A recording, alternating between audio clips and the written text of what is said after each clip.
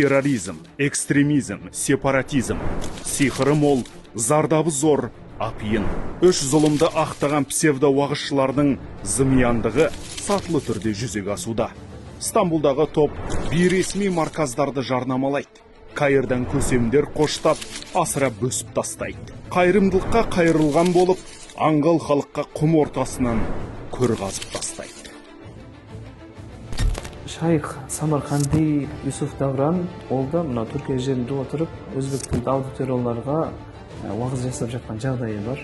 Баста намаз, ораза, зекет, қажылық деген дүниелерді айтып болғаннан кейін, жекелеген азаматтар мына ғалым екен, шейх екен, сауатты екен деп солардың ықпалына түскеннен кейін, яғни шариғаттың негізгі мақсаты бұл құлшылық емес, шариғаттың негізгі мақсаты мына кәпірлермен соғысу, тағуттардың түбіне жету деген сияқты бір жақты көзқарас қалыптастырғаннан кейін, қоғамда өз орнын таба алмай отырған жігіттер не істейді? Төбемен жұмаққа барғым келеді деп, сол уағызшылардың ықпалына түсіп жатқан жағдайы бар. Экстремистік ұйымдардың идеологтары Самарқанди мен Давран Стамбулда 50-ден аса заңсыз орталыққа иелік етеді. Негізгі нысандары Орталық Азия. Үлкенді де, кішіні де қабылдайды. Діни білім берген болып, террорлық ұйымдарға жақтас дайындайды. Ислам деп қазір поисковикке жазатын болсаңыз, 80 миллионнан астам результат шығады. Оның ішінде қай ислам, қандай не, сондықтан да көбінесе солай кіреді. Бұл негізгі радикалды бағыттағы, террористік бағыттағы, экстремистік бағыттағы топтардың қаржыны соған аямай жақтас табуға деген бір талпыныстан туындаған сияқты. Кез келген радикалды террористік, экстремистік топтардың қаржылық үлкен қолдаулары бар. Өйткені сонша адамдардың басын қоспаса, ол сол жерде дүрбелең тудыра алмайды.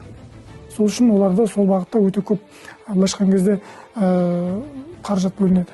Түркиядан келген ағымдар болсын, арабтардан келген ағымдар болсын, бұлардың ешбірі қазақты жаңағыдай қазақилыққа тәрбиелеп жатқан жоқ. Яғни ертең елге шет жақтан бір мұсылман мемлекеті соғыс ашса да, оған есікті ашып беріп оларға қарсы тұруға болмайды деген сөзді айтатын сияқты.